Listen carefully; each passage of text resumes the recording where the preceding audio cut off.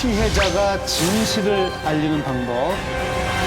지난 2012년 8월입니다. 62살 서모 씨는 당시에 이 하지 정맥류 수술을 받았다고 해요. 근데 하지 정맥류 수술하게 되면 이게 압박붕대로 이렇게 다리를 칭칭 감잖아요. 네. 근데 한 이틀 정도 지나니까 이제 붕대가 살짝 풀려요. 이 간호사를 찾아가서 다시 좀 감아달라라고 요청을 합니다. 자, 그때 나타난 사람이 간호조무사였던 30대 남성인 원모 씨였습니다. 이 원 씨는 서 씨를 데리고 복도 맨 끝에 있는 이 석고실로 일단 데리고 가요. 잠시 누워 계십시오. 그러면 붕대 다시 감아드리겠습니다. 라고 해놓고는 바로 이 서 씨를 성폭행해버립니다. 이 서 씨 같은 경우 당시에 하지 정맥류 수술한 지 이틀밖에 지나지 않았대요. 그러니까 한쪽 다리를 잘 쓸 수가 없는 상황이었던 예. 거죠. 그리고 오른쪽 팔에는 링거가 이게 꽂혀 있었어요. 그러니까 오른쪽 팔을 움직이기 힘들죠. 저항할 수가. 그렇죠. 근데 또 왼쪽 팔은 이분이 한 10년 전쯤에 이게 강도를 당한 적이 있는데 강도한테 이 칼을 맞은 적이 있대요. 그래서 장애 등급 4등급 판정을 받은 상태였대요. 자, 이러니까 상대방은 30대고 그러니까 전혀 저항을 할 수가 없었던 거죠.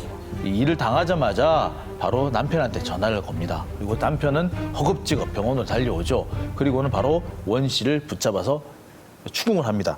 자, 그런데 원 씨는 병원에서는 알면 안 되니까 제발 좀 살려주십시오. 이렇게 얘기를 해요. 그러니까 일단 원 씨하고 원 씨 남편은 일단 자수서를 받아둬요.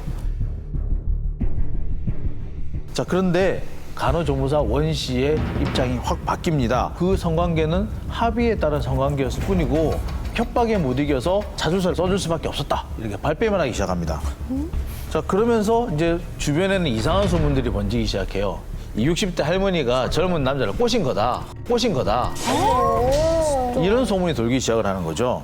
자, 서 씨 같은 경우 너무나도 억울하잖아요, 이게. 그러니까 자신의 명예를 되찾기 위해서 이 원 씨를 경찰에 고소하게 됩니다. 자, 근데 경찰의 반응이 더 황당해요. 경찰 역시도 30대 남성이 60대 여성을 성폭행했다는 것 자체를 믿으려 하지 않는 겁니다. 자꾸. 그러면서 이 서 씨에 대한 배려가 전혀 없는 거예요. 사실 성폭행 피해자 같은 경우에는 복잡한 신경이 상태이기 때문에 보호를 상당히 좀 해줘야 돼요. 그런데 보호를 해주긴커녕 오히려 한 달 동안 6번이나 직접 경찰서로 소환해가지고 조사를 합니다. 거기서 끝난 게 아니죠. 보통 성폭행 사건에서는 웬만하면 하지 않는 걸 합니다. 바로 현장 검증이라는 거예요. 현장 검증이라는 거예요. 말도 안 돼. 성폭행 사건에서 현장 검증을 한다는 건 사실 거의 그건 피해자 입장에서는 정말 말도 안 되는 거죠. 장소도 가기 싫을 텐데요. 그렇죠. 예. 그런데 구속영장을 3번이나 청구를 했는데 법원이 3차례나 기각을 해버립니다. 계속 이유는 저항한 흔적이 없다. 저항을 그렇게 적극적으로 하지 않은 것 같다. 뭐 이런 거였던 거죠. 환자였잖아요. 그렇죠. 근데 그런 부분이 인정이 안 되는 거죠. 결국 사건은 계속 제자리를 맴돌기 시작하는데 한 달쯤 지나서 경찰이 원 씨를 상대로 해서 거짓말 탐지기 수사를 해봅니다. 그랬더니 거짓 반응이 나온 거죠. 자, 그렇게 해서 경찰은 다시 4번째 구속영장을 청구를 합니다. 자, 그런데 4번째 영장 역시 기각이 돼버려요. 가해자라는 원 씨가 증거인멸과 도주의 우려가 없다는 거죠.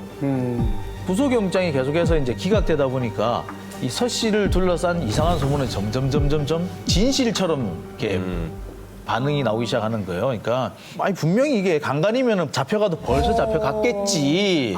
근데 구속영장이 4번씩이나 기각이 돼? 에이, 이거는 할머니가 야, 이 젊은 애를 꼬셨네. 이렇게 돼버리는 거죠. 그리고 4번째 구속영장이 기각된 지 약 18일째 되던 날 살고 있던 아파트 5층에서 뛰어내려요. 그래서 스스로 목숨을 끊습니다.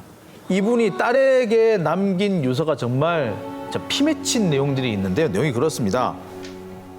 내가 아이였거나 젊은 여자였다면 그놈이 구속됐겠지. 그놈이 나보다 나이가 많았다면 나쁜 소문도 안 났을 거야. 내가 너와 네 아빠 눈을 쳐다보지 못하겠구나. 자, 그렇게 서 씨는 세상을 떠나게 됐고요. 그로부터 3년 뒤에 결국 이 가해자 원 씨에게는 징역 5년, 성폭력 치료 프로그램 이수 200시간, 신상 정보 공개 5년을 선고받은 상태입니다. 진짜 가해자는 5년뿐만이 아니라 자기가 사람을 죽인 거나 다름없다는 생각을 평생을 죄책감을 안고 살아야 될 것 같아요. 진짜 얼마나 억울하셨겠어요.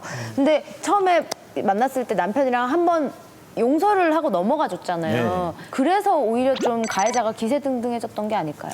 사실 뭐 그런 부분이 있어요. 근데 이 서 씨 상황에서는 그럴 수밖에 없는 또 사정이 있었습니다. 딸이 하나 있었는데요. 이 딸이 한 달쯤 뒤에 상견례 날짜를 다 잡아놓은 상태였다고 합니다. 그러니까 혹시 소문이 안 좋게 나가지고 딸한테 피해를 주게 되면 어떻게 할까?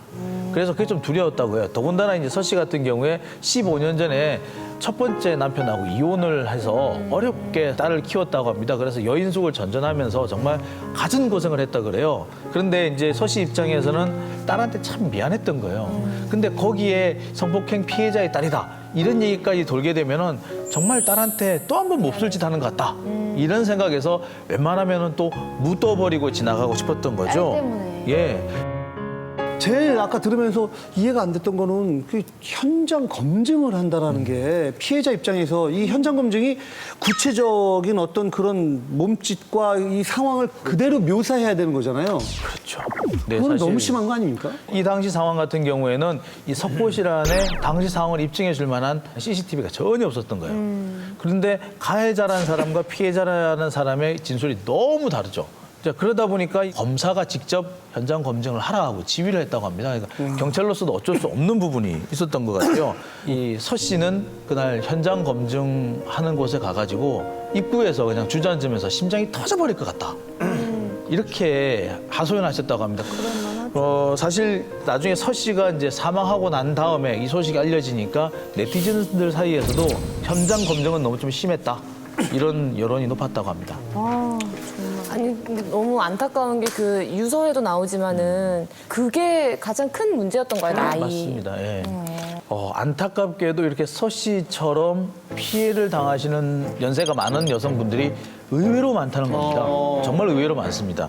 왜 신체 건강한 애가 뭐 젊은 여자도 많은데 왜 필은 할머니를 건드렸겠냐 뭐 이런 식으로 나온다는 거죠. 그래서 사실은 피해자인데 오히려 꽃뱀이라거나 늙은 여자 입장에서 오히려 고마워해야 되는 거 아니냐나 뭐 이런 얘기를 듣게 된다고 합니다. 그래서 정말 억울하지만 말씀을 하지 못하고 속으로만 끙끙 앓고 계신 분도 많다고 합니다. 그 가해자는 뭐 하는 사람이길래 너무나도 평범한 사람이에요. 결혼을 해서 유부남인데 아들이 있어요. 그리고 고등학교 졸업을 하고 난 다음에 이 간호조무사 시험을 거쳐가지고 아주 평범하게 살아온 성범죄 전과는 한 건도 없는 사람이었던 거예요. 병원 내부에서 이제 일어난 사건이잖아요. 근데 안경진 기자가 또 의학 전문 기자이니만큼 병원에서 뭐 이런 일들이 이렇게 자주 일어나는지 궁금하네요. 국가인권위원회가 2014년에 조사한 자료가 있는데요. 이제 병원을 이용하는 환자들 1000명한테 성적 추행을 당했다든지 수치심을 느낀 적이 있느냐라고 답했을 때 그렇다고 답한 사람이 118명이었다고 해요. 그러니까 10명 중 1명이 넘는 사람들이 이런 비슷한 경험으로 고통을 받고 있다는 건데요. 문제는 반대의 경우도 이제 비일비재하다는 겁니다.